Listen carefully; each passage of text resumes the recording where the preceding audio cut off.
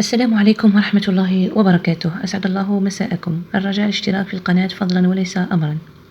للأسف قصة محجوبي عياش والآبار التقليدية تتكرر اليوم. محجوبي عياش الشاب عام 2018 سقط في بئر انتوازي وبقي مدة 10 أيام تحت التراب، أحرق قلوب كل الجزائريين. واليوم نفس الحادثة تتكرر.